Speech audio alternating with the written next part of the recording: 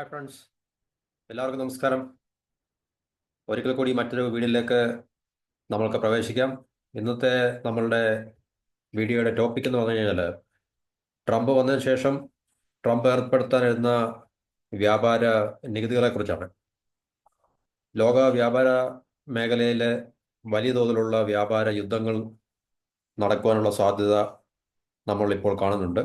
അദ്ദേഹം ആദ്യം മെക്സിക്കോയ്ക്കും അതുപോലെ തന്നെ കാനഡയ്ക്കുമെതിരെ വ്യാപാര നികുതി ചുമത്തും എന്ന് ഭീഷണിപ്പെടുത്തിയെങ്കിലും ഒരു മാസത്തേക്ക് അത് തൽക്കാലം നിർത്തിവെച്ചിട്ടുണ്ട്. കാരണം കാനഡയും മെക്സിക്കോയുടെയും രാജ്യ ആ, രാഷ്ട്രത്തലവന്മാരുമായിട്ട് ട്രംപ് സംഭാഷണം നടത്തുകയും അതിന്റെ ഫലമായിട്ട് ഒരു മാസത്തേക്ക് ആ ഒരു തീരുമാനം തൽക്കാലം ഫ്രീസ് ചെയ്തിട്ടുണ്ടെന്നാണ്. പക്ഷേ ചൈനയ്ക്കെതിരെ അദ്ദേഹം പറഞ്ഞ പോലെ തന്നെ ടാരിഫ് അല്ലെങ്കിൽ നികുതി ഏർപ്പെടുത്തുകയുണ്ട്. അത് ചൊവ്വാഴ്ച മുതൽ അത് പ്രാബല്യത്തിൽ വരികയും ചെയ്തു.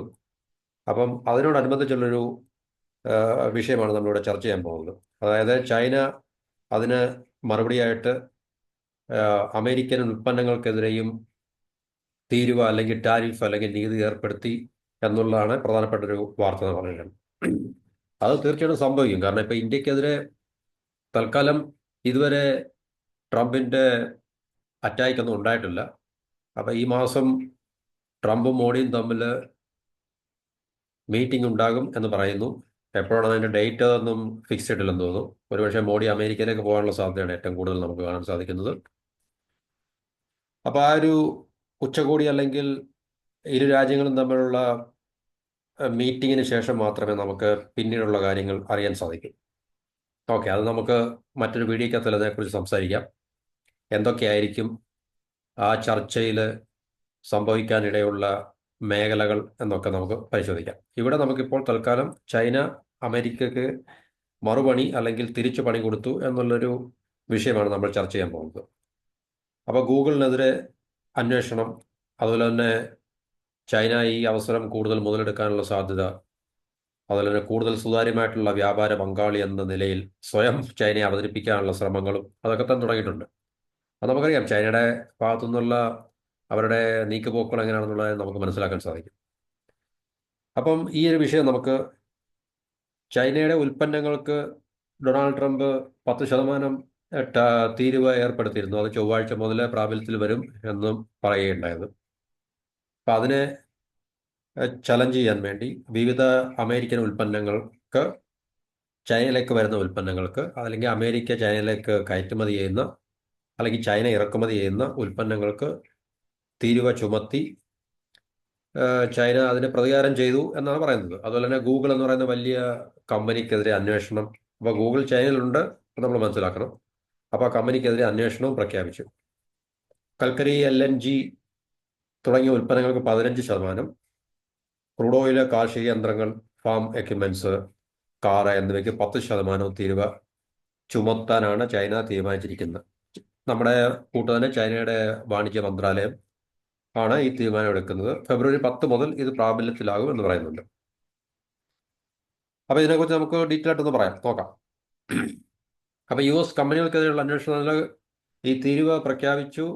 ഈ പറഞ്ഞ ഐറ്റംസ് ഉൽപ്പന്നങ്ങൾക്കെതിരെ, അത് കൂടാതെ തന്നെ യുഎസിന്റെ യുഎസിലെ കമ്പനിയായിട്ടുള്ള അല്ലെങ്കിൽ യുഎസിലെ ചില കമ്പനികൾക്കെതിരെ ചൈന അന്വേഷണം പ്രഖ്യാപിച്ചത് ഇത്രയും നാൾ അന്വേഷണം പ്രഖ്യാപിക്കണ്ടായിരുന്നു. ആന്റി ട്രസ്റ്റ് നിയമങ്ങളുടെ വിശ്വാസ ലംഘനങ്ങൾ, അത് എല്ലാ രാജ്യത്തും ഉണ്ട്. ആന്റി ട്രസ്റ്റ് നിയമങ്ങളുണ്ട്. അത് നമ്മുടെ കോർപ്പറേറ്റ് വേൾഡുമായിട്ട്, ബിസിനസ് വേൾഡുമായിട്ട് വരുന്നൊരു നിയമമാണ്. അങ്ങനെ അപ്പം ഗൂഗിളിനെതിരെയാണ് ഈ ആന്റി ട്രസ്റ്റ് ലോ. അപ്പം ഗൂഗിൾ ഈ ഒരു നിയമം ലംഘിച്ചു അല്ലെങ്കിൽ ലംഘനം നടത്തി എന്നുള്ളൊരു പരാതിയുടെ അല്ലെങ്കിൽ അതിൻ്റെ ഒരു അടിസ്ഥാനത്തിലാണ് ഈ അന്വേഷണം. അതുപോലെ തന്നെ മറ്റ് രാജ്യരക്ഷ, ചൈനയുടെ നാഷണൽ സെക്യൂരിറ്റി കണക്കെടുത്തുകൊണ്ട് US നിന്നും അവർ ഇറക്കുമതി ചെയ്യുന്ന ചില ടങ്സ്റ്റൺ, ടെലൂറിയം, റുത്തേനിയം തുടങ്ങിയ മൂലകങ്ങളുടെ ഇറക്കുമതി നിയന്ത്രിക്കാനും ചൈനയുടെ വാണിജ്യ മന്ത്രാലയം തീരുമാനിച്ചിട്ടുണ്ട് എന്നാണ് പറയുന്നത്. US ഇറക്കുമതി ചെയ്യുന്ന എല്ലാ ചൈനീസ് ഉൽപ്പന്നങ്ങൾക്കും 10% തീരുവ ചുമത്താൻ ട്രംപ് തീരുമാനിച്ചതാണ്. 10% എല്ലാ ഉൽപ്പന്നങ്ങൾക്കും.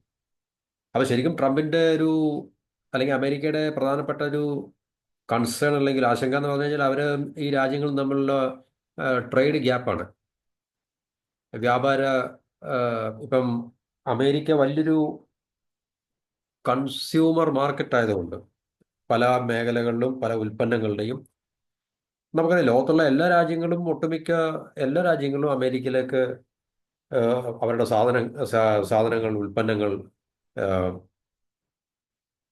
കയറ്റി അയക്കുന്നുണ്ട്. അല്ലെങ്കിൽ അമേരിക്ക ഈ പല രാജ്യങ്ങളിൽ നിന്നും കൂടുതൽ രാജ്യങ്ങളിൽ നിന്നും ഒത്തിരി ഐറ്റംസ് ഒത്തിരി ഉൽപ്പന്നങ്ങൾ ഒത്തിരി സാധനങ്ങൾ അവർ ഇറക്കുമതി ചെയ്യുന്നുണ്ട്. അപ്പോൾ അത് വലിയൊരു നമുക്കറിയാം അമേരിക്കയിൽ ഒരു കൺസ്യൂമർ മാർക്കറ്റ് അല്ലെങ്കിൽ അതുപോലെ കൺസ്യൂം ചെയ്യാൻ കപ്പാസിറ്റി ഉള്ള ഒരു രാജ്യമായതുകൊണ്ടാണ് ഇങ്ങനെ സംഭവിക്കുന്നത്. ഇപ്പോൾ ഇന്ത്യയെ പോലുള്ള രാജ്യവും ചൈനയെ പോലുള്ള രാജ്യവും യൂറോപ്യൻ യൂണിയന് പിന്നെ അപ്പോൾ ഇതുപോലുള്ള പ്രധാനപ്പെട്ട രാജ്യങ്ങളും അല്ലെങ്കിൽ മേഖലകളും എല്ലാം തന്നെ അമേരിക്കയിലേക്ക് വൻതോതിൽ കയറ്റുമതികൾ നടത്തുന്നുണ്ട്. അപ്പോൾ ഇതിനെല്ലാം അബ്സോർബ് ചെയ്യാൻ കപ്പാസിറ്റി ഉള്ളൊരു വലിയൊരു പിന്നെ രാജ്യമാണ് അല്ലെങ്കിൽ വലിയൊരു എക്കോണമിയാണ് അമേരിക്ക എന്ന് പറഞ്ഞു കഴിഞ്ഞാൽ. അപ്പോൾ ഈ പറഞ്ഞ പല രാജ്യങ്ങൾക്കെതിരെയും അമേരിക്കയുടെ ട്രേഡ് നമ്മൾ നോക്കുകയാണെങ്കിൽ ട്രേഡ് ഇംബാലൻസ് അവർക്കുള്ളത്. അതാണ് അവരുടെ ഏറ്റവും വലിയ കൺസേൺ എന്ന് പറഞ്ഞു കഴിഞ്ഞാൽ. ഇപ്പോൾ ചൈനയ്ക്കെതിരെ ആയാലും ശരി ഇന്ത്യക്കെതിരെ ആയാലും ശരി ഇന്ത്യയും അമേരിക്കയും തമ്മിലുള്ള ട്രേഡിൽ ഫേവറബിൾ ബാലൻസ് ഓഫ് ട്രേഡ് ഇന്ത്യക്കാണ്. അതുപോലെ തന്നെ ചൈനയും അമേരിക്കയും തമ്മിലുള്ള ട്രേഡിൽ നമുക്ക് അതിനെക്കുറിച്ച് പ്രത്യേകിച്ച് ചിന്തിക്കേണ്ട ആവശ്യമൊന്നുമില്ല. ഫേവറബിൾ ബാലൻസ് ഓഫ് ട്രേഡ് ചൈനയ്ക്കാണ്. അതുപോലെ തന്നെ പല രാജ്യങ്ങളുമായിട്ടും അമേരിക്കയുടെ എക്സ്പോർട്ട് കുറേ ഇമ്പോർട്ട് കൂടുകയാണ് ചെയ്ത് നിൽക്കുന്നൊരവസ്ഥയാണ്. അപ്പോൾ അതിനെ ഒന്ന് കുറയ്ക്കാനോ അല്ലെങ്കിൽ ഇല്ലാതാക്കാനുണ്ട് ട്രംപ് ഇപ്പോൾ. അതുപോലെ കാനഡയ്ക്കെതിരായാലും മെക്സിക്കോക്കെതിരായാലും എല്ലാം ഈ ഒരു സംഭവം തന്നെയാണ് നിലനിൽക്കുന്നത്.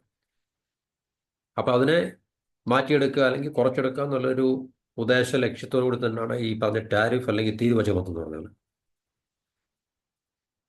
അപ്പം ചൈനയിൽ നിന്ന് വരുന്ന എല്ലാ ഉൽപ്പന്നങ്ങൾക്കും 10% ടാരിഫ് അല്ലെങ്കിൽ തീരുവ ചുങ്കം നികുതി ചുമത്തുമെന്ന് പറഞ്ഞിട്ടുണ്ടായിരുന്നു. അത് പ്രാബല്യത്തിലായെന്ന് തോന്നുന്നു.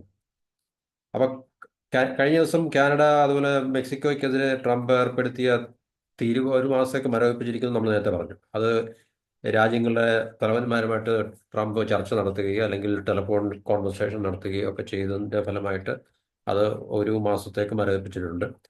ഇന്ത്യക്കെതിരെ ഭീഷണി മുഴക്കിയെങ്കിൽ ഇതുവരെ ഇന്ത്യക്കെതിരെ കാര്യമായിട്ടുള്ള ഒരു നയ തീരുമാനം അല്ലെങ്കിൽ പരിപാടിയൊന്നും അമേരിക്ക ട്രംപിൻ്റെ ഭാഗത്തുനിന്ന് ഉണ്ടായിട്ടില്ല.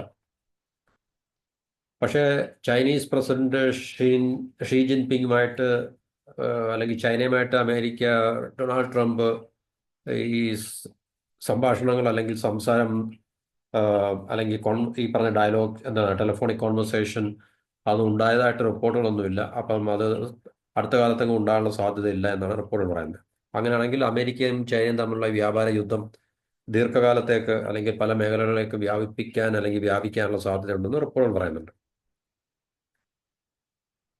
ട്രംപിന്റെ ചൈനീസ് ഭീഷണിക്ക് പിന്നിൽ എന്താണ് ഉള്ള കാരണമെന്ന് പറഞ്ഞു കഴിഞ്ഞാൽ ട്രംപ് പറയുന്നത് അമേരിക്ക പറയുന്നത് ചൈനയിൽ നിന്നും വൻതോതിലുള്ള ലഹരി മരുന്ന് അമേരിക്കയിലേക്ക് എത്തുന്നുണ്ടെന്നാണ് പറയുന്നത്. അത് ചൈനീസ് അധികൃതരുടെ അറിവോടെയാണെന്നാണ് ട്രംപിന്റെ ആരോപണം. ഏറ്റവും ഭയാനകമായിട്ടുള്ള അല്ലെങ്കിൽ ഭീകരമായിട്ടുള്ള ലഹരി മരുന്ന് ഫെൻറ്റാലിൻ്റെ ഇറക്കുമതി അത് ചൈനയിൽ നിന്നും അമേരിക്കയിലേക്ക് ചെന്നെത്തുന്നുണ്ട്. അപ്പോൾ അതിൻ്റെ ഇറക്കുമതി തടഞ്ഞില്ലെങ്കിൽ ചൈനയ്ക്കെതിരെ വീണ്ടും ഉയർന്ന തീരുവ ചുമത്തുമെന്നും ട്രംപിന്റെ ഭീഷണിയുണ്ട്. അപ്പോൾ ഇതിനെതിരെ ലോക വ്യാപാര സംഘടന അതായത് വേൾഡ് ട്രേഡ് ഓർഗനൈസേഷന് WTO അതിനെ സമീപിക്കുന്നതാണ് ചൈനയുടെ നിലപാട്. കാരണം WTO വന്നതിന് ശേഷം രണ്ട് രാജ്യങ്ങൾ തമ്മിലുള്ള ട്രേഡ് ഇഷ്യൂസിൽ ഏതെങ്കിലും രാജ്യത്തിൻ്റെ കംപ്ലൈൻറ്റോ അല്ലെങ്കിൽ പരാതിയോ പരിഭവോ ഒക്കെ ഉണ്ടെങ്കിൽ വേൾഡ് ട്രേഡ് ഓർഗനൈസേഷനെ സമീപിക്കാവുന്നതാണ്. അപ്പോൾ അങ്ങനെ സമീപിച്ചു കഴിഞ്ഞാൽ അത് പരിശോധനാ വിധേയമാക്കിയതിന് ശേഷം ഏത് രാജ്യത്തിൻ്റെ ഭാഗത്താണ് നീതിന്യായം ഉള്ളതെന്ന് വെച്ചാൽ അവർക്ക് അനുകൂലമായിട്ട് വിധി പ്രഖ്യാപിക്കുന്ന ഒരു സംവിധാനമൊക്കെ ഉണ്ടെന്നുള്ളതാണ് വേൾഡ് ട്രേഡ് ഓർഗനൈസേഷൻ്റെ സിസ്റ്റത്തിൽ കൂടി നമുക്ക് മനസ്സിലാക്കാൻ സാധിക്കുന്നത്. അപ്പം ചൈന വേൾഡ് ട്രേഡ് ഓർഗനൈസേഷനെ സമീപിക്കുകയും ഈ പ്രശ്നം ഉന്നയിക്കുകയും ഇങ്ങനെയുള്ള യൂണിലാറ്ററലായിട്ടുള്ള ഏകപക്ഷീയമായിട്ടുള്ള അമേരിക്കയുടെ നയത്തിനെതിരെ വേൾഡ് ട്രേഡ് ഓർഗനൈസേഷനിൽ അത് ചലഞ്ച് ചെയ്യും എന്നൊക്കെയാണ് ചൈന പറയുന്നത് അല്ലെങ്കിൽ ചൈനയുടെ നിലപാടെന്ന് പറയുന്നത്. അറ്റ് ദ സെയിം ടൈം യുഎസുമായിട്ട് ചർച്ചകൾക്ക് ഒരുക്കമാണെന്നും കാരണം ചർച്ചകളിൽ കൂടി പരിഹരിച്ചില്ലെങ്കിൽ ഇത് വലിയ രീതിയിലുള്ള വിപത്തുകൾ അല്ലെങ്കിൽ അമേരിക്കയ്ക്കും ചൈനയ്ക്കും മാത്രമല്ല മറ്റു ലോക രാജ്യങ്ങൾക്കും ഇത് ഉണ്ടാക്കുമെന്നുള്ളതിൽ സംശയങ്ങളൊന്നുമില്ല. 2018 ട്രംപ് ആദ്യം വന്ന സമയത്ത് ഉണ്ടായിട്ടുള്ള ട്രേഡ് വാറിൽ അല്ലെങ്കിൽ വ്യാപാര യുദ്ധത്തിൽ രണ്ടു കൂട്ടർക്കും അങ്ങോട്ടും ഇങ്ങോട്ടും താരിഫ് അല്ലെങ്കിൽ ഈ നികുതി ചുമത്തപ്പെടുകയുണ്ടായി. പക്ഷേ അങ്ങനെ ആ വ്യാപാര യുദ്ധം നിലനിന്നിട്ടും രണ്ട് രാജ്യത്തിനും അത് ഗുണം ചെയ്തിട്ടില്ല എന്നുള്ളൊരു വസ്തുത കൂടെ നമ്മൾ മനസ്സിലാക്കണം. അങ്ങനെയാണ് അതിനെ വിലയിരുത്തുന്നതെന്നല്ല. അപ്പൊ ഇത് അമേരിക്കൻ മാർക്കറ്റ് ചൈനയ്ക്ക് നഷ്ടപ്പെടുകയാണെങ്കിൽ അത് ഇന്ത്യയെ പോലുള്ള രാജ്യത്തിന് വലിയൊരു ഭീഷണി കൂടാണ്. പ്രത്യേകിച്ച് ഇന്ത്യക്കും അതുപോലെ തന്നെ മറ്റ് ഏഷ്യൻ രാജ്യങ്ങൾക്കും എല്ലാം തന്നെ. കാരണം നമുക്കറിയാം, ഇന്ത്യ ഇപ്പോൾ തന്നെ ചൈനയുടെ വലിയൊരു കോളനിയായി മാറിക്കഴിഞ്ഞു. എന്നുവെച്ചാൽ ചൈനയിൽ നിന്നുള്ള വൻതോതിലുള്ള പിന്നെ വ്യാപാരം അല്ലെങ്കിൽ വാണിജ്യം ഇന്ത്യയിലൊക്കെ നടക്കുന്നുണ്ട്. നമുക്കറിയാം, ഇന്ത്യ ചൈന ട്രേഡ് നോക്കുമ്പോൾ ഇന്ത്യ വളരെ പുറകിലാണ്, ചൈനയാണ് വളരെ മുൻപിൽ. ഇപ്പോഴും അതിനകത്തിൽ യാതൊരു കുറവോ അല്ലെങ്കിൽ മാറ്റങ്ങളോ സംഭവിച്ചിട്ടില്ല. പലതരത്തിലുള്ള വ്യത്യസ്തമായിട്ടുള്ള പിന്നെ ഉൽപ്പന്നങ്ങൾ ചൈനയിൽ നിന്നും ഇന്ത്യ ഇറക്കുമതി ചെയ്യുന്നുണ്ട്. അതിനകത്തൊന്നും യാതൊരു കുറവുമില്ല, അത് വർദ്ധിച്ചു വരികയാണ്. അപ്പം അങ്ങനെയുള്ളൊരു സാഹചര്യം നിലവിൽ നിൽക്കുമ്പോൾ തന്നെ അമേരിക്കൻ മാർക്കറ്റ് ചൈനയ്ക്ക് നഷ്ടപ്പെടുമ്പോൾ തീർച്ചയായിട്ടും അവർക്ക് മറ്റ് പുതിയ മാർക്കറ്റുകൾ കണ്ടുപിടിച്ചേ മതിയാകും. അപ്പോൾ അങ്ങനെ കണ്ടുപിടിക്കുമ്പോൾ ചൈനയ്ക്ക് ഏറ്റവും അതിനകത്ത് പരമപ്രധാനമായിട്ടുള്ളൊരു കാര്യം എന്ന് പറഞ്ഞു കഴിഞ്ഞാൽ ഇന്ത്യൻ മാർക്കറ്റാണ്. ഒരുപക്ഷെ ഇത് മുന്നിൽ കണ്ടുകൊണ്ടായിരിക്കാം ഈ നമ്മളുടെ അതിർത്തി പ്രശ്നങ്ങൾ ലഘൂകരിക്കുവാനോ അല്ലെങ്കിൽ അവിടെ ഒരു സമാധാനം ഉണ്ടാക്കാനും 1-2 മാസങ്ങൾക്ക് മുമ്പ് തന്നെ ഇന്ത്യയും ചൈനയും തമ്മിൽ ഒരു തീരുമാനമെടുക്കുന്നതായിട്ട് നമ്മൾ ആ, വായിച്ചറിഞ്ഞതാണ്, അല്ലെങ്കിൽ നമ്മൾ കേട്ട റിപ്പോർട്ടുകളൊക്കെ കേട്ടാണ്. അതിനകത്തിലെ ചില രീതിയിലൊക്കെയുള്ള മാറ്റങ്ങളൊക്കെ സംഭവിക്കുകയുണ്ടായി. ചൈനയുടെ ഭാഗത്ത് പ്രത്യേകിച്ച് നമ്മൾ പ്രതീക്ഷിക്കാത്ത രീതിയിലുള്ളൊരു മാറ്റവും സമാധാന ചർച്ചയും അല്ലെങ്കിൽ ഈ ഗാൽവാനിലും അല്ലെങ്കിൽ ലഡാക്കിലും അതുപോലുള്ള പ്രദേശങ്ങളിലൊക്കെ ഈ നിലനിന്നിരുന്ന ആ ഒരു ഇന്ത്യ ചൈന കോൺഫ്ലിക്റ്റിന് ഒരു അയവ് വരുത്തുകയും ഒക്കെ ചെയ്തിട്ടുണ്ടായിരുന്നു. അപ്പോൾ ഈ പറഞ്ഞ ഒരു പിന്നെ അല്ലെങ്കിൽ ഇപ്പോൾ നമ്മൾ കാണുന്ന അല്ലെങ്കിൽ ഇപ്പോൾ നമ്മൾ വിറ്റ്നസ് ചെയ്യുന്ന ഈ ഒരു പിന്നെ അവസ്ഥ മുന്നിൽ കണ്ടുകൊണ്ട് തന്നെ ആയിരിക്കണം ചൈന അങ്ങനൊരു തീരുമാനമെടുക്കുകയും അല്ലെങ്കിൽ അങ്ങനൊരു സ്റ്റെപ്പ് മുന്നോട്ടെടുക്കുകയും ചെയ്തത്. അപ്പോൾ ഇന്ത്യയായിട്ട് കൂടുതൽ ചങ്ങാത്തം സ്ഥാപിക്കുകയും അമേരിക്കയുടെ ഭാഗത്തു നിന്നുണ്ടാകുന്ന ഈ പറഞ്ഞ ഒരു വ്യാപാര യുദ്ധത്തിൽ നിന്ന് ചൈനയ്ക്ക് നഷ്ടപ്പെടാൻ പോകുന്ന മാർക്കറ്റ് കോമ്പൻസേറ്റ് ചെയ്യാനൊക്കെ തന്നെ ആയിരിക്കും ചിലപ്പോൾ ചൈന ഇന്ത്യയുമായിട്ട് സമാധാന ചർച്ചകൾ നടത്തുകയോ അല്ലെങ്കിൽ സമാധാന കരാറിലൊക്കെ മുന്നോട്ട് വരുവാൻ തയ്യാറെടുക്കുകയൊക്കെ ചെയ്തത്. അപ്പോൾ അതിനെ ആ വെളിച്ചത്തിൽ മാത്രമേ നമുക്ക് കാണാൻ സാധിക്കത്തുള്ളൂ. അപ്പോൾ ഇന്ത്യക്ക് നഷ്ടമാകാൻ പോകുന്നത് ഈ ഒരു രീതിയിലായിരിക്കും. കാരണം കൂടുതൽ ചൈനയുടെ ഉൽപ്പന്നങ്ങൾ ഇന്ത്യൻ മാർക്കറ്റിലേക്ക് വരികയും ഇന്ത്യൻ മാർക്കറ്റിനെ അവരുടെ കൈപ്പിടിയിൽ ഒതുക്കുകയും ചൈനയുടെ വലിയൊരു കോളനിയായിട്ട് ഇന്ത്യ കൂടുതൽ മാറിത്തീരാനുള്ള സാധ്യത ഇന്ത്യ മാത്രമല്ല, മറ്റ് സമീപ പ്രദേശങ്ങളിലെ രാജ്യങ്ങൾക്കെല്ലാം തന്നെ, ജപ്പാൻ ഉൾപ്പെടെ അല്ലെങ്കിൽ മറ്റ് ആസിയൻ രാജ്യങ്ങൾക്കെല്ലാം തന്നെ ഇത് വലിയൊരു ഭീഷണിയാണ്. ഓസ്ട്രേലിയക്കായാലും ശരി, ജപ്പാനായാലും ശരി, സൗത്ത് കൊറിയക്കായാലും ശരി, മറ്റ് ഈ ഏം, ഈസ്റ്റ് ഏഷ്യൻ രാജ്യങ്ങൾ ചെറിയ ചെറിയ രാജ്യങ്ങളാണെങ്കിൽ തന്നെയും പക്ഷേ അതിൽ ഏറ്റവും കൂടുതൽ ഭീഷണി ഉണ്ടാകാൻ സാധ്യതയുള്ള ഇന്ത്യക്കാണ്. കാരണം ഇന്ത്യ വലിയൊരു മാർക്കറ്റ് ആയതുകൊണ്ട് തന്നെ. അപ്പോൾ ചൈനയ്ക്ക് അമേരിക്കയിലും അല്ലെങ്കിൽ മറ്റു ഭാഗങ്ങളിലും നഷ്ടപ്പെടാൻ പോകുന്ന മാർക്കറ്റ് അത് കോമ്പൻസേറ്റ് ചെയ്യപ്പെടുന്നത് ഒരുപക്ഷെ ഇന്ത്യൻ മാർക്കറ്റിൽ കൂടെ ആയിരിക്കും. അപ്പോൾ ഇന്ത്യക്ക് തീർച്ചയായിട്ടും ഇപ്പോൾ നിലനിൽക്കുന്ന നമ്മളുടെ ആഭ്യന്തര ഉൽപ്പാദന മേഖലയൊക്കെ നേരിടുന്ന ഭീഷണികൾ കൂടുതലത് ശക്തമാകുവാനോ അല്ലെങ്കിൽ അതിനകത്തിലൊരു വർധന ഉണ്ടാകാനുള്ള സാധ്യത നമുക്ക് തള്ളിക്കളയാൻ സാധിക്കത്തില്ല.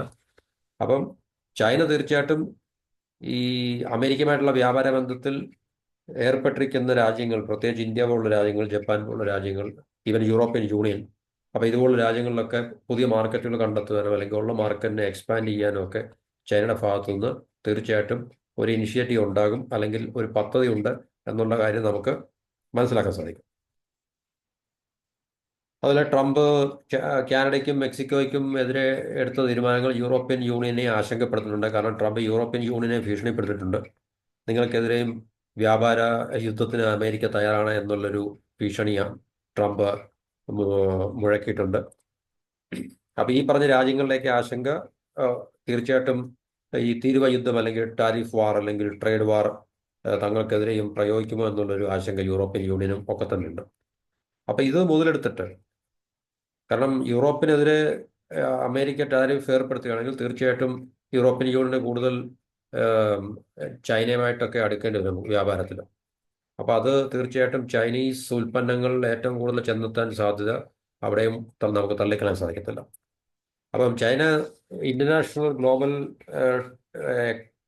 വാറിൽ ഗ്ലോബൽ ട്രേഡിൽ ഒരു സുതാര്യമായിട്ടുള്ള വ്യാപാര പങ്കാളിയാണെന്ന് സ്വയം അവതരിപ്പിച്ചുകൊണ്ടായിരിക്കും ഇത് ഈ ശ്രമങ്ങൾക്ക് അല്ലെങ്കിൽ ഈ പദ്ധതികൾക്ക് തുടക്കം കുറിച്ചിട്ടുള്ളത്. അമേരിക്ക ഫസ്റ്റ് എന്നുള്ളതാണ് ട്രംപിന്റെ സ്ലോഗൻ എന്ന് പറയുന്നത്. അപ്പൊ ഇത് ഈ പറഞ്ഞ കാര്യം മുന്നോട്ട് വെച്ചുകൊണ്ടായിരിക്കും ചൈന മറ്റു രാജ്യങ്ങളുമായിട്ട് വ്യാപാരത്തിൽ ഏർപ്പെടാൻ ശ്രമിക്കുന്നത് എന്നാണ് റിപ്പോർട്ടുകൾ പറയുന്നത്. അപ്പൊ ഇത്രയും ആണ് ബേസിക് ആയിട്ടുള്ള കാര്യങ്ങൾ എന്ന് പറഞ്ഞു കഴിഞ്ഞാൽ. അപ്പൊ ഇതിനകത്ത് നമുക്ക് വീണ്ടും മനസ്സിലാക്കാനുള്ളത്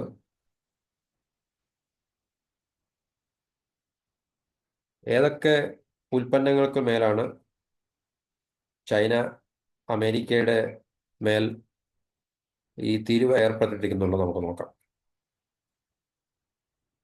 നമ്മൾ നേരത്തെ പറഞ്ഞു 15% tariff on coal and liquefied LNGയിൽ liquefied natural gas LNG, 10% crude ഓയിലുണ്ട്. അതുപോലെ ഫാം എക്യുപ്മെന്റ്സ്, അതുപോലെ മറ്റു ചില വാഹനങ്ങൾക്ക് മേലെ. അപ്പം ഇതൊക്കെ എന്ന് പറഞ്ഞാൽ അമേരിക്കയിൽ നിന്നും ചൈനയിലേക്ക് വരുന്ന ഉൽപ്പന്നങ്ങളാണ്. അപ്പം അതിൻ്റെ മുകളിൽ ചൈന ഈ പറഞ്ഞ ഈ ചുങ്കം അല്ലെങ്കിൽ തീരുവ ഏർപ്പെടുത്തിയിട്ടുണ്ട്. ചൈന അമേരിക്കയുടെ കോൾ കോൾ ആൻഡ് LNG വളരെ കുറച്ച് മാത്രമേ ചൈന അത് ഇമ്പോർട്ട് ചെയ്യുന്നുള്ളെങ്കിൽ തന്നെയും, അതുപോലെ തന്നെ നാച്ചുറൽ ഗ്യാസ് ഇമ്പോർട്ട്സ് ചൈനയുടെ വളരെയധികം ഡൈവേഴ്സിഫൈഡ് ആണ്. 6% മാത്രമേ ചൈനയുടെ മൊത്തവും LNG ഇമ്പോർട്ട്സിൽ 6% മാത്രമേ അമേരിക്കയിൽ നിന്ന് ഇമ്പോർട്ട് ചെയ്യുന്നുള്ളൂ. അപ്പോൾ അത് ചില പ്രശ്നങ്ങൾ ഉണ്ടാക്കും എന്നല്ലാതെ വലിയ കാര്യമായിട്ടുള്ള മാറ്റങ്ങളൊന്നും ഉണ്ടാക്കത്തില്ല. അപ്പോൾ ചൈന, ഓസ്ട്രേലിയ, റഷ്യ ഇതുപോലുള്ള രാജ്യങ്ങളിൽ നിന്നാണ് ഈ പറഞ്ഞ LNG ഒക്കെ കൂടുതൽ ഇമ്പോർട്ട് ചെയ്യുന്നത്. അമേരിക്കയിൽ 4% മാത്രമേ ഉള്ളൂ. അപ്പം ഇത് ചൈന ചെയ്യുന്നത് എന്തുകൊണ്ടാണെന്ന് ചോദിച്ചു കഴിഞ്ഞാൽ ഇത് സിംബോളിക് ആയിട്ടുള്ളൊരു ചൈനയുടെ പ്രവൃത്തി മാത്രമാണ്. കാരണം ഞങ്ങൾക്ക് മേൽ നിങ്ങൾ തീരുവ ചുമത്തി കഴിഞ്ഞാൽ ഞങ്ങൾക്കും തിരിച്ച് നിങ്ങളുടെ ഉള്ള എക്സ്പോർട്ടിനെ ഡിസ്റപ്റ്റ് ചെയ്യാൻ സാധിക്കും എന്നുള്ളത് ഒന്ന് കാണിച്ചു കൊടുക്കാൻ വേണ്ടി. അതുപോലെ ക്രൂഡ് ഓയിൽ അമേരിക്ക ക്രൂഡ് ഓയിലിന്റെ കാര്യത്തിൽ ഒരു പ്രധാനപ്പെട്ട ഒരു എക്സ്പോർട്ടറായി മാറിയിട്ടുണ്ടെങ്കിലും ചൈന അമേരിക്കയുടെ ഒരു ചെറിയ കൺസ്യൂമർ മാത്രമാണ്. കാരണം ചൈനയുടെ അമേരിക്കയിൽ നിന്നുള്ള ക്രൂഡ് ഓയിൽ എക്സ്പോർട്ടും വളരെ കാര്യമായിട്ടൊന്നുമില്ല.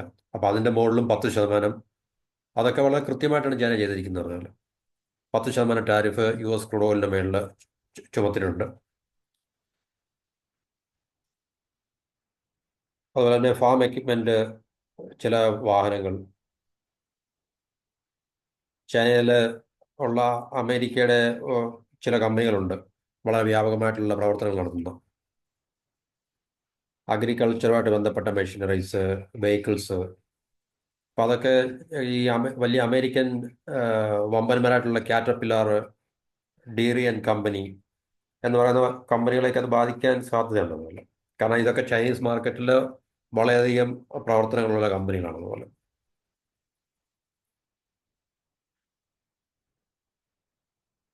അപ്പൊ ചൈനയും ഈ ടാരിഫ് ഏർപ്പെടുത്തിയതിന് പിന്നിലെ ലക്ഷ്യം എന്ന് പറഞ്ഞു കഴിഞ്ഞാൽ ഞങ്ങളും ഒട്ടും പിന്മാറാൻ ഉദ്ദേശമില്ല, ഞങ്ങൾക്കും തീർച്ചയായിട്ടും ഞങ്ങളുടെ കൈകളിലും ഈ പറഞ്ഞ ആയുധങ്ങളൊക്കെ ഉണ്ട് എന്നുള്ളത് കാണിക്കാൻ വേണ്ടി മാത്രമാണ്. അത് തീർച്ചയായിട്ടും ഇന്ത്യയും അങ്ങനെ തന്നെ ചെയ്യും. ഇന്ത്യക്കെതിരെ ടാരിഫ് ഏർപ്പെടുത്തി കഴിഞ്ഞാൽ തീർച്ചയായിട്ടും ഇന്ത്യയും അതിന് പ്രതികാരമായിട്ട് അല്ലെങ്കിൽ റെസിപ്രോക്കൽ അല്ലെങ്കിൽ നമ്മൾ റീറ്റാലിയേറ്റ് ചെയ്തെന്ന് നമുക്ക് പറയും. അതിന് അനുസരിച്ച് വലിയ പരിക്കുകളൊന്നും ഉണ്ടാകാത്ത രീതിയിൽ ചില ഉൽപ്പന്നങ്ങൾക്ക് മേലെ ഇന്ത്യയും ടാരിഫൊക്കെ ഏർപ്പെടുത്തും. ചൈനയ്ക്ക് ഏറ്റവും കൂടുതൽ അഡ്വാൻറ്റേജ് ഉള്ള ചില മേഖലകൾ ഇപ്പം LNG, ക്രൂഡ് ഓയിൽ, ഇപ്പം ഇതിൻ്റെയൊക്കെ ഇങ്ങനെയൊക്കെയുള്ള ചില കാര്യങ്ങളിലാണ്. പക്ഷേ സെമി കണ്ടക്ടർ ഇതുപോലുള്ള കാര്യങ്ങളിലൊന്നും ചൈന ഒന്നും ടച്ച് ചെയ്തിട്ടില്ല. കാരണം അതൊക്കെ ടച്ച് ചെയ്ത് കഴിഞ്ഞാൽ ചൈനയ്ക്ക് പണി കിട്ടും. ഇപ്പം LNG, ക്രൂഡ് ഓയിലൊക്കെ അമേരിക്കയിൽ നിന്നും വളരെ കുറച്ച് മാത്രമേ ചൈന വാങ്ങുന്നുള്ളൂ. മറ്റ് മാർക്കറ്റുകളിൽ നിന്ന് ഇപ്പം റഷ്യ അല്ലെങ്കിൽ അതുപോലുള്ള ഓസ്ട്രേലിയ ഇതുപോലുള്ള മാർക്കറ്റിൽ നിന്നാണ്, അല്ലെങ്കിൽ മിഡിൽ ഈസ്റ്റിൽ നിന്നുള്ള മാർക്കറ്റിൽ നിന്നൊക്കെയാണ് ചൈന കൂടുതലും അതിനെ ഡിപ്പെൻഡ് ചെയ്യുന്നത്. അല്ലെങ്കിൽ മറ്റ് സെൻട്രൽ ഏഷ്യൻ മാർക്കറ്റിൽ നിന്നൊക്കെ ആയിരിക്കും. അപ്പോൾ അതുകൊണ്ട് ചൈനയ്ക്ക് ഈ LNGയുടെ മണ്ടയ്ക്കും ക്രൂഡ് ഓയിലിൻ്റെ മണ്ടയ്ക്കും അമേരിക്കയിൽ നിന്നുള്ള ക്രൂഡ് ഓയിലിൻ്റെ മണ്ടയ്ക്കും തീരുവ ഏർപ്പെടുത്തി കഴിഞ്ഞാൽ ചൈനയ്ക്ക് വലിയ പരിക്കുണ്ടാകത്തില്ല. പക്ഷേ സെമി കണ്ടക്ടർ പോലുള്ള പ്രധാനപ്പെട്ട ഏരിയസിനെ ചൈന ഒഴിവാക്കിയിട്ടുണ്ട്. അപ്പോൾ ഇത് ചൈനയുടെ ഭാഗത്തുനിന്ന് ഒരു മെസ്സേജ് അങ്ങോട്ട് കൊടുത്തെന്ന് മാത്രമേ ഉള്ളൂ. അതുപോലെ തന്നെ ഈ ചില ഈ ചൈന അമേരിക്കയിൽ നിന്നും ഇറക്കുമതി ചെയ്യുന്ന ചില പ്രധാനപ്പെട്ട ചില മെറ്റൽസ് ഉണ്ട്. ഇപ്പം ടങ്സ്റ്റൺ, നമ്മൾ നേരത്തെ പറഞ്ഞ ടെലൂറിയം, ബിസ്മത്ത്, ഇൻഡിയം, മോളിബ്ഡിനം. അപ്പോൾ ഇതൊക്കെ എന്ന് പറഞ്ഞാൽ വളരെ പ്രധാനപ്പെട്ട ചില മെറ്റൽസ് ആണ്. ഈ മെറ്റൽസ് എന്ന് പറഞ്ഞു കഴിഞ്ഞാൽ ഡിഫൻസിലും ഇലക്ട്രോണിക്സിലും അതുപോലെ തന്നെ ക്ലീൻ എനർജിയിലും ഒക്കെ വളരെ പ്രധാനപ്പെട്ട റോ മെറ്റീരിയൽസ് ആണ് കാണുന്നത്. അപ്പം ചൈനയാണ് ഇതിന്റെ ഡോമിനന്റ് ആയിട്ടുള്ള സപ്ലയർ എന്ന് പറയുന്നത്. സോറി, ഞാൻ ആദ്യം പറഞ്ഞത് അമേരിക്കയിൽ നിന്ന് എക്സ്പോർട്ട് ചെയ്യുന്നില്ല, അമേരിക്കയിലേക്ക് ചൈന ഇമ്പോർട്ട് ചെയ്യുന്നതാണ്. ചൈനയാണ് ഇതിന്റെ മേജർ സപ്ലയർ. കാരണം നമുക്കറിയാം ഈ മെറ്റൽസിന്റെ മിനറൽസിന്റെ ഒക്കെ വലിയൊരു ഡോമിനന്റ് സപ്ലയർ ചൈന തന്നെയാണ്, റയർ എർത്തിന്റെ ഒക്കെ.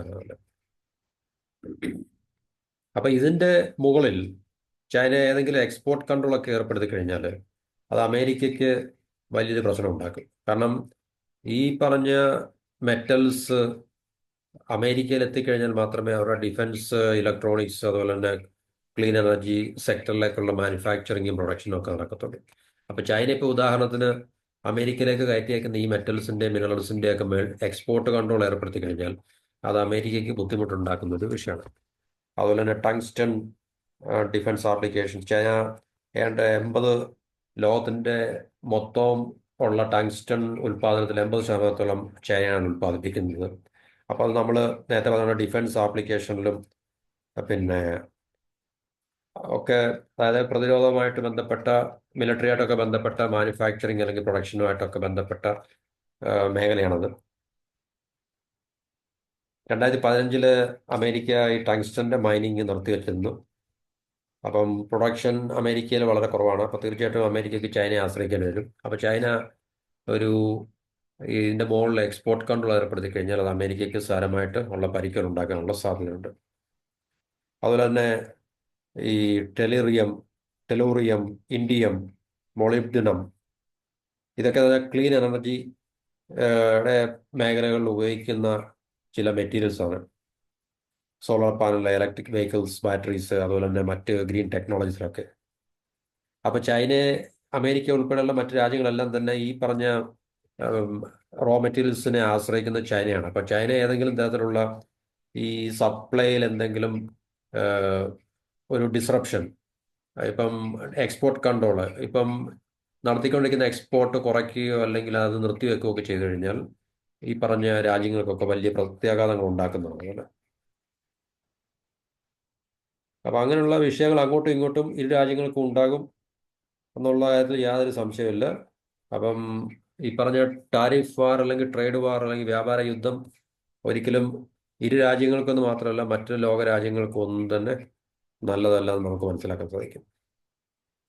അപ്പം WTOയിൽ അവർ പോകും, ഇത് ചലഞ്ച് ചെയ്യും, അമേരിക്കയുടെ ഈ ഒരു ഏകപക്ഷീയമായിട്ടുള്ള തീരുമാനം ചലഞ്ച് ചെയ്യുന്നൊക്കെ പറയുന്നുണ്ട്.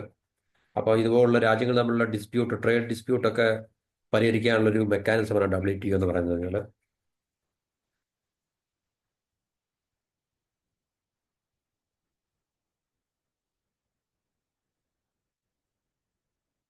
അപ്പോൾ ഇതാണ് ഇന്നത്തെ നമ്മളുടെ ഒരു മറ്റ് പ്രധാനപ്പെട്ട ഒരു വാർത്ത അല്ലെങ്കിൽ ഒരു പ്രധാനപ്പെട്ട ഒരു വിഷയം നമുക്ക് ചർച്ച ചെയ്യാനും കൈകാര്യം ചെയ്യാനുള്ളത്. അപ്പോൾ ട്രംപ് ഇനിയും തീർച്ചയായിട്ടും തൽക്കാലം ഇന്ത്യക്കെതിരെയുള്ള മൂവ്മെന്റ് ഒന്നും ആരംഭിച്ചിട്ടില്ല. അത് മോഡിയും ട്രംപും തമ്മിലുള്ള മീറ്റിങ്ങിന് ശേഷം മാത്രമേ നമുക്കറിയത്തുള്ളൂ എന്തായിരിക്കും ഇരു ഭാഗത്തു നിന്നുള്ള തീരുമാനങ്ങൾ. അപ്പൊ ഇന്ത്യ നമുക്കറിയാം, ഇന്ത്യ എത്രത്തോളം ഏത് രീതിയിൽ അതിനോട് പ്രതികരിക്കും, അല്ലെങ്കിൽ ഇന്ത്യയുടെ ഭാഗത്തുനിന്ന് എങ്ങനെയായിരിക്കും നമ്മുടെ പോളിസി, നയപരമായിട്ടുള്ള മാറ്റങ്ങൾ, ഇന്ത്യ കൂടുതൽ ഭീഷണിപ്പെടുത്താനോ അല്ലെങ്കിൽ അങ്ങനെയുള്ളൊരു പിന്നെ ഹാർഡായിട്ടുള്ള പോളിസീസ് ഒന്നും എടുക്കാൻ സാധ്യതയല്ല. തീർച്ചയായിട്ടും ഇങ്ങനെ പെട്ടെന്നൊരു മീറ്റിംഗ് കണ്ടക്ട് ചെയ്യുക എന്നുള്ളതിനകത്തിൽ നമുക്കറിയാൻ പറ്റും എന്തായിരിക്കും സംഭവിക്കാൻ പോകുന്ന കാര്യം. അമേരിക്ക, ട്രംപ് എസ്പെഷ്യലി ഇന്ത്യയെ വളരെയധികം സമ്മർദ്ദത്തിൽ ചെല്ലുന്ന കാര്യമാണ്. ഇന്ത്യ ഏറ്റവും കൂടുതൽ റഷ്യയെ വിട്ടിട്ട് അമേരിക്കയിൽ നിന്നും കൂടുതൽ ഡിഫൻസ് എക്യുപ്മെന്റ്സ് വാങ്ങണം അല്ലെങ്കിൽ ഡിഫൻസ് മെറ്റീരിയൽസ് ഒക്കെ വാങ്ങണം എന്നുള്ളത്. അപ്പോൾ തീർച്ചയായിട്ടും ഇന്ത്യ അത് സമ്മതിക്കാനോ അല്ലെങ്കിൽ ഇന്ത്യ അതിനോട് കൂടുതൽ വഴങ്ങാനോ ഒക്കെയുള്ള സാധ്യത നമുക്ക് തള്ളിക്കളയാൻ സാധിക്കത്തില്ല. അപ്പോൾ ഇതാണ് നമ്മളുടെ ഇന്നത്തെ ഒരു ആദ്യത്തെ ഒരു പ്രധാന ടോപ്പിക്ക്. അപ്പം ഇനി വരും വിഷയങ്ങൾ അല്ലെങ്കിൽ വരുന്ന കാര്യങ്ങൾ നമുക്ക് അപ്പോൾ കാണാം, അപ്പോൾ നമുക്ക് ചർച്ച ചെയ്യാം. തൽക്കാലം ഇത്രയും മനസ്സിലാക്കുക. അപ്പം ഇത്രയും പറഞ്ഞുകൊണ്ട് ഞാൻ വീഡിയോ അവസാനിപ്പിക്കുന്നു. എല്ലാവർക്കും ഒരിക്കൽ കൂടി നന്ദി, നമസ്കാരം. ചാനൽ ദയവായി സബ്സ്ക്രൈബ് ചെയ്യുക, സപ്പോർട്ട് ചെയ്യുക. ഇനിയും ഇതുപോലുള്ള ടോപ്പിക്കുമായിട്ട് നമുക്ക് മറ്റൊരു വീഡിയോയിൽ കാണാം. Till then have A nice day. Thank you for watching and listening.